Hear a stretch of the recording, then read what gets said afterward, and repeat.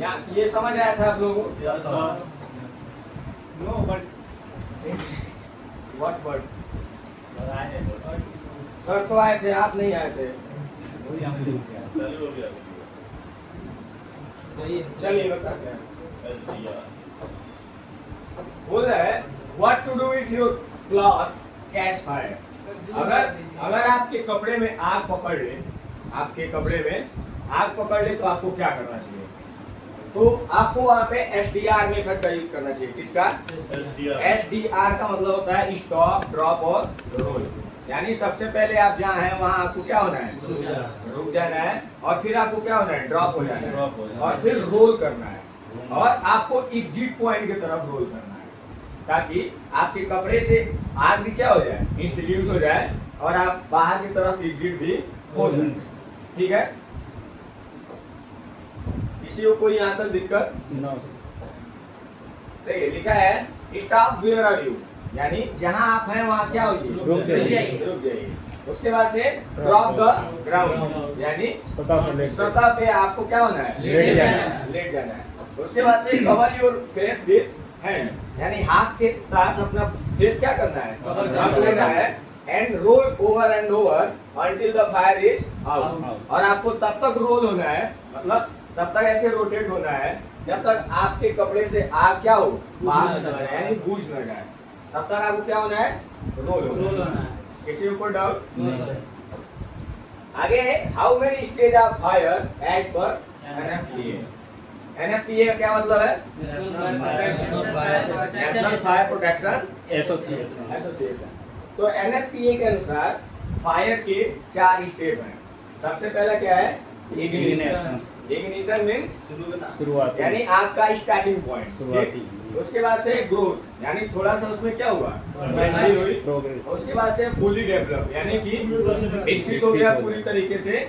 और उसके बाद से डीके, यानी उसका लास्ट स्टेज। जलने के बाद जो चीजें प्राप्त हो रही है। डीके का मतलब होता है क्या? Last stage. राख। डीके का मतलब होता है राख। जैसे डीके का मतलब होता है पाउडर। क्या होता है? पाउडर। लेकिन जलने के बाद चीजों के पास पाउडर थोड़ी बचता है। क्या बचता है? राख। तो चूंकि वो पाउडर फॉर्म में होता है, इसलिए उसको बोला जाता है क्या? डीके। क्या बोला जाता है? डीके। आगे है define auto ignition temperature. Auto ignition temperature, यानी अपने आप सुलगने वाला या जलने वाला तापमान। तो क्या है? Auto ignition temperature of a substance is the lowest temperature at which it will spontaneously ignite in a normal atmosphere without an external source of ignition। यानी किसी भी पदार्थ का वह न्यूनतम तापमान जिस पे बिना किसी बाहरी सोर्स के, किसी भी वातावरण में कोई सब्सटेंस, कोई पदार्थ अपने आप क्या हो? बिना किसी एक्सटर्नल सोर्स के अपने आप जलना चालू हो जाए, सुलगना चालू हो जाए, उसको क्या बोलते हैं? Auto ignition temperature. इसी को यहाँ तक कोई डाउट? देखिए fire is the most important topic in fire safety. ठीक है, आपके लिए ये बहुत ज्यादा जरूरी है। और फायर से अधिकांश पास, रेस और क्लासिफिकेशन ऑफ फायर और uses of fire extinguisher and किस जगह पे किस टाइप के एक्सटिंग्विशर को यूज करना चाहिए, ये अधिकांशतः इंटरव्यूअर आपसे क्या करते हैं? पूछते हैं। तो इसको आप लोग थोड़ा सा बारीकी पढ़िएगा। ठीक है, आपको केमिकल सेफ्टी, फायर, ठीक है, और उसके बाद से स्कैप फोल्डिंग, लेडर, ये सारी चीजें आपको क्या करना है? आना चाहिए। और इसको आपको थोड़ा सा विस्तार से पढ़ना है। अब what is LEL and UEL? Lower explosive limit और अपर एक्सप्लोजिव लिमिट। कल बताए थे ना इस बारे में? फिर भी थोड़ा सा चर्चा कर देते हैं। बहुत सारे लोग कल नहीं आए थे, जैसे चिन्मयानंद नहीं आए थे। क्यों नहीं आए थे चिन्मयानंद? तबीयत खराब था, मुझे चला नहीं जा रहा था, बच्चे उठा के लेके आए थे, पढ़ा था। पूछिए, बता ही तो रहे आप, कैसे बताएं? सही बात है कि नहीं है? उल्टी भी हो रहा था। पूछिए, रिसिप्ट दिखाइए आप मेडिकल का। ऐसे दवा लेना, अभी क्राइम कर रहे हैं, जो दे रहा है वो भी कर रहा है। इस बात को बिना डॉक्टर के रेफरेंस के रेफर के कोई दवा लेने की अनुमति नहीं है। और उसमें आपके क्या है, इंजीनियर बनने जा रहे हैं। ये तो मैं बोल लोगे वो भी सेफ्टी वाला। पैसा दे दो। समझ रहे हैं बात? आपका डिजिग्नेशन एक इंजीनियर का है और बिना किसी डॉक्टर के रेफरेंस के, बिना रेफर के आप कैसे दवा ले सकते हैं? वो भी सेफ्टी इंजीनियर। और वो भी आप सेफ्टी इंजीनियर हैं। सर इसमें पैसा मांग रहे हैं। उससे क्या हुआ? पनिशमेंट है। काटा और ये ले, उतना काटा ले। हमारे द्वारा शेड्यूल की गई पॉलिसी है। इससे आपका कॉस्ट को हम क्या कर रहे हैं? कम कम बचा रहे हैं, आपके कॉस्ट को सेव कर रहे हैं और आपके लिए ही बता रहे हैं, ताकि जो देख रहा है उसको भी तो पता चले कि नहीं यहाँ पे क्या होता है। नहीं उसी चालू हो जाएगा। ठीक है, देखते हैं क्या है। LEL लोअर एक्सप्लोजिव लिमिट और upper explosive limit. The lowest concentration of gas that can ignite when mixed with air, यानी कि किसी भी कोई भी वो न्यूनतम तापमान जिसमें कोई गैस का वेपर्स हवा के साथ मिक्स होने पे क्या हो सके, इग्निट हो सके, उसको क्या बोलते हैं? Lower explosive limit. The lowest concentration यानी कि सबसे कम सांद्रता में भी हवा के साथ मिक्स होने पे अगर जलने लगे किसी लोवेस्ट टेम्परेचर में भी, उसको बोलते हैं क्या? Lower explosive limit. सेम वही चीज है, highest concentration of gas that can ignite when mixed with air, यानी कि किसी गैस का वेपर्स या कोई गैस जब हवा के साथ मिलके और इग्निट होना शुरू हो जाए, यानी जलना शुरू हो जाए, उसको क्या बोलते हैं? Highest explosive limit. ठीक है, यानी अपर एक्सप्लोजिव लिमिट। जो नहीं जलेगा ये लिखा है लोअर एक्सप्लोजिव लिमिट और लोअर फ्लेमेबल लिमिट और ये अपर फ्लेमेबल लिमिट, यानी ये बता रहा है कि इसकी मात्रा कितनी हो तो इसमें कितना जल्दी आग लग जाता है। ठीक है, एक्सप्लोसिव और फ्लेमेबल हाँ, उसके बारे में रिसर्च नहीं करता है बिकॉज ये नहीं है, बता देंगे। सर एक्सप्लोसिव और फ्लेमेबल में क्या अंतर है? क्या? एक्सप्लोसिव एक्सप्लोजिव मतलब कि एक्सप्लोजन का मतलब होता है धमाका। क्या? धमाका, यानी कि बहुत तेज जलने वाला कोई मटेरियल या पदार्थ। और फ्लेमेबल का मतलब होता है ज्वलनशील, मानी जलने वाला कोई पदार्थ। इसका कार्बन मोनोऑक्साइड। हाँ, बिकॉज इसको इसलिए नहीं दिया है क्योंकि जब हाइड्रोजन सल्फाइड को जलाया जाता है ना, तो हाइड्रोजन सल्फाइड जब जलता है तो उसका फ्लेम जो होता है ब्लू कलर का होता है। ठीक है, और हाइड्रोजन सल्फाइड के जलने की वजह से SO2 सल्फर डाइऑक्साइड रिलीज होती है। ठीक है, और ये भी फ्लेमेबल है, सल्फर डाइऑक्साइड भी फ्लेमेबल है, इसीलिए 4.5% यानी इसी की मात्रा ये भी होगी। जब सल्फर डाइऑक्साइड को जब जलाया जाता है, सॉरी हाइड्रोजन सल्फाइड को जब जलाया जाता है तो उससे एक फ्लेम रिलीज होती है। ठीक है, और उससे सल्फर डाइऑक्साइड क्रिएट होता है। क्या होता है? Sulphur dioxide. इसीलिए इसका परसेंटेज नहीं दिया गया। तो उसका सेम ही होगा। हाँ, सेम ही होगा। देखिए ये व्हाइट में जो परसेंटेज दिया गया है सेम परसेंटेज ब्लू में भी होगा। इसका अमोनिया का होगा ना सर? ये 15% जी। अमोनिया का है, क्लोरीन का। लेकिन क्लोरीन का भी 15% ही जी होगा। Okay sir. जी,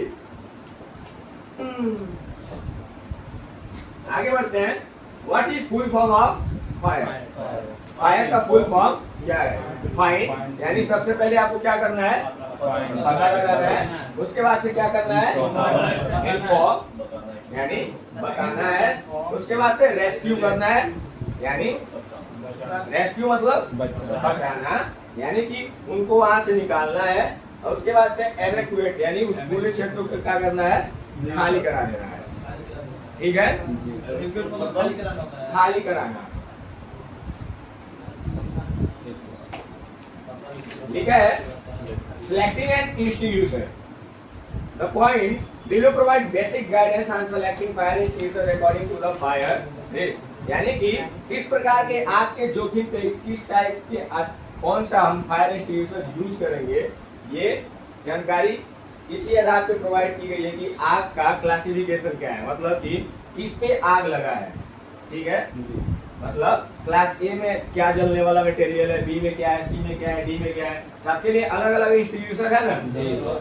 जैसे डीसीपी है तो डीसीपी को एबीसी भी बोलते हैं। तो अगर एबीसी तीनों फायर पे अगर कोई आग लगा हो, इवन इलेक्ट्रिक फायर में भी अगर आग लगा हो 1000 वोल्ट तक, हम डीसीपी को क्या कर सकते हैं, यूज कर सकते हैं। तो यही बताया है कि किस टाइप के फायर पे कौन सा एक्सटिंग्विशर हमको क्या करना है, यूज करना है। ये क्लास डी जो फायर है, मेटेलिक इसका लेवल कौन क्या है sir? Class D fire, extinguisher का आपका वही हम देख रहे थे। क्लास डी फायर है। जैसे फायर के क्लासिफिकेशन में क्लास डी को मेटेलिक फायर में काउंट किया गया है।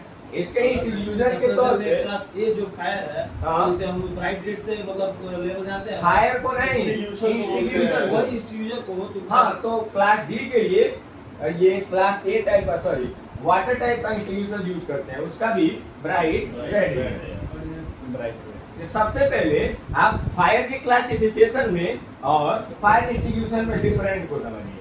फायर का क्लासिफिकेशन ये बताता है कि क्लास ए फायर में जलने वाला मटेरियल यानी फ्लेमेबल सब्सटेंस कौन सा है।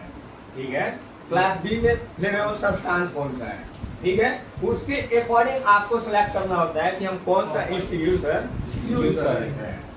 ठीक है, जैसे अगर ऑफिस वगैरह में आग लगा है तो उसके लिए स्पेशल तौर पे CO2 इस्तेमाल किया जाता है। क्या?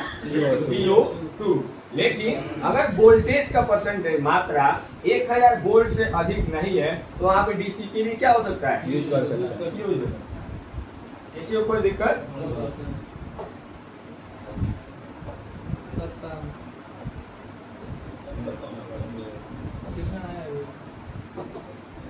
ये हॉर्न है, सायरन, मतलब इनसे अलग अलग टाइप से क्या होती है, वॉइस निकलती है।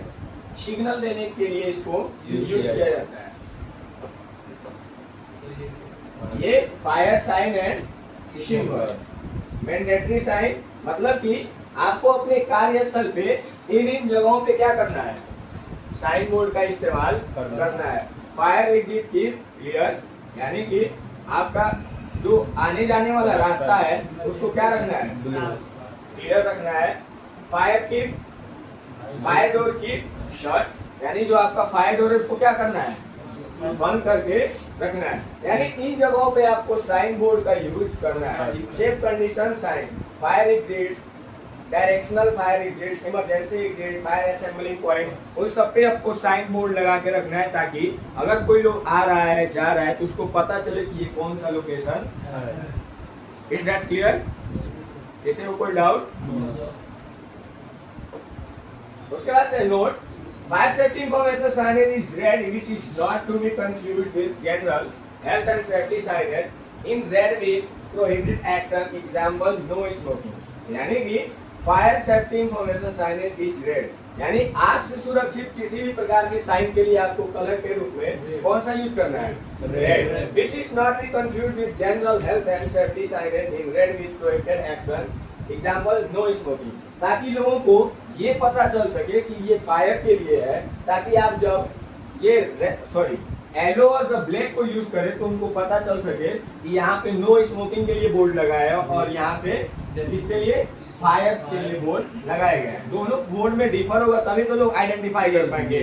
तो आपको स्वास्थ्य और स्वास्थ्य सुरक्षा से किसी भी प्रकार की साइन के लिए, मतलब वार्निंग के लिए येलो और किस टाइप ब्लैक टाइप का बोर्ड लगाना है और लिखना है नो स्मोकिंग, और फायर से रिलेटेड कोई भी साइन बोर्ड लगाना है तो रेड। गुड।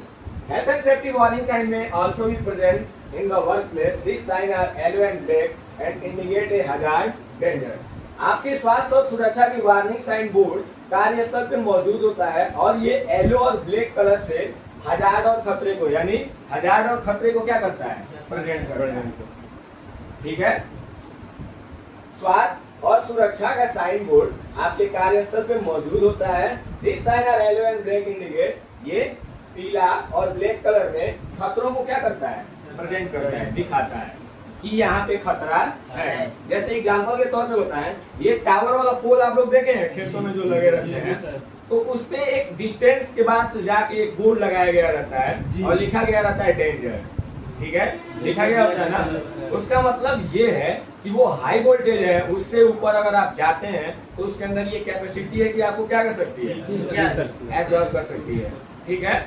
इसीलिए वो साइन बोर्ड लगाया गया होता है। आज का चैप्टर अपना फायर खत्म।